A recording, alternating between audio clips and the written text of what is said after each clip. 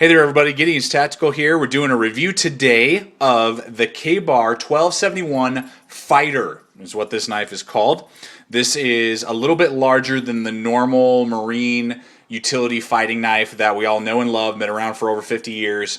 This one is 1 inch bigger and designed for quote-unquote more fighting. So I'll give you the basic specs. We're going to do the opposite today just because I feel like it. We're going to look at the sheath first, knife second. You get a Kedora sheath. So it's kind of like a nylon with, rivets here, the leather stamp of Ka-Bar on the front, one lashing for a paracord lanyard hole. Then you get two separate lashings right here of nylon with buttons, which is nice. Holds the knife really securely. This thing is not coming out nice and secure. You're not going to accidentally cut yourself or whatever. A little bit of rattle, not much, but a little. One single stitching all the way across. And on the back you have leather. So it's a leather stitching in there, drainage hole back there for the 1095 so it doesn't rust. And you pop those two suckers out, big large belt loop, swing, and you pull the knife out. So there's the sheath. My feelings on the sheath are whatever. I mean, it does the job. It's not really anything to write home about. These do spin around, cool, so if you're doing it left or right-handed, that is a plus. It's just not as durable as an all-leather sheath like the utility fighting knives that are the 7-inch. So there's the knife itself. Nice big Honkin blade. I'm going to give you the basic specs. So here we go. The overall weight is right around 12 ounces.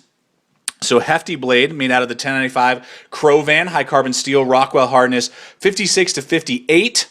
Clip point design, ground in at 20 degrees, hollow grind. I'm reading this off the website. Hollow grind. The blade length is 8.5, and the overall length is 12 3/8. So almost 13 inches overall length. Let's see here, trying to get everything in. Blade thickness is 0.16, so 1/8 of an inch thick, and really nice and wide. It's 1 inch and 3/4 wide.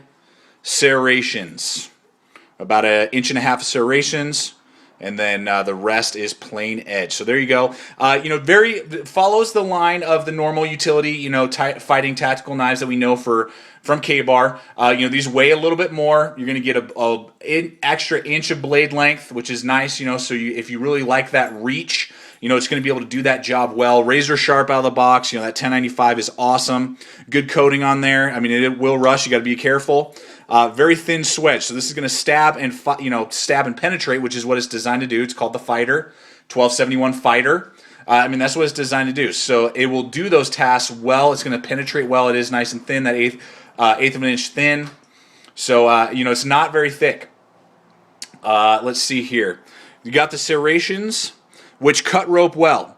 I've tested it out. It cuts rope well. Those teeth are good, just like any other teeth from Ka-Bar.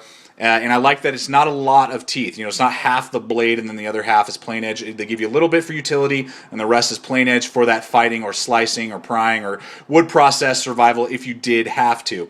Then you got this kind of notch in right here, and the reason that that's there supposedly is if you lock blades while you're hand-to-hand fighting, it's designed so you can catch blades and pop the other enemy's knife out of their hand. In this day and age, I think that is very unrealistic, and in my opinion, for me personally, I'm not a knife fighter, but this is a massive blade. This is basically like a small sword almost to go out there and do fighting with.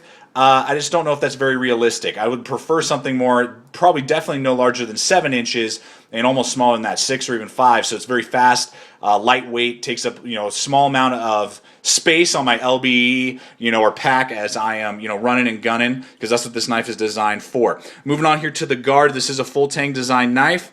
Guard here, so your hand is definitely not going to ride up there and accidentally hurt yourself, cut your hand, whatever. You got the Kraton rubberized handle. Very good, grippy. You got those nice ribs in there, so it's going to give you a really good amount of grip and texture. I wear large size gloves. You can see there I almost have 2 stacks left over, so you can back up if you have to a little bit to do some chopping. Obviously no lanyard hole. There's the back of the tang, so you can see that's full tang. Pommel, so you could do some light hammering and other tasks like that. And that's the overall basics of this blade. It's definitely, in my opinion, not really a wilderness knife. You could use it for that. Don't get me wrong. You could do a lot of wilderness tasks with this. But, a BK7, even a BK10 crewman, what would be the other big one? BK5. Those knives are definitely more for survival wilderness use. This is definitely more of a tactical knife. You know, you're not going to be able to really choke up over this guard right here and, you know, do some carving and whittling. It's just not really designed for that. No lanyard hole, so I mean, you can do some chopping. It does have some weight, but even the batoning, you know, it's an 1/8 of an inch thin. It's just not going to split wood very well, particularly with that unsharpened swedge up there. You know, it's going to damage your batoning stick that you're hitting the blade on. It's going to break that stick really quick, and just isn't as thick as those 3/16 or 1/4 inch thick other knives on the market that are more for processing wood. So if you're looking for a very large tactical knife, this is an amazing blade. I mean, you're not going to go wrong. It's going to slice well. It's big. You're going to stab and penetrate. One stab with that, and someone's going to die. You know, you can almost decapitate somebody in one swing with that knife. But when it comes to more wilderness use, I just wouldn't recommend it. For the weight, you can get a much more bigger, durable knife that's just going to be better for wood processing, survival tasks than, say, this Ka-Bar 1271 Fighter. So that's the basic specs. That's the overview. Hopefully this helps you out. You want a big fighter? Grab it. You want a survival knife? Go with something else. So thanks for watching. Stay equipped, stay prepared, and we'll see you out there.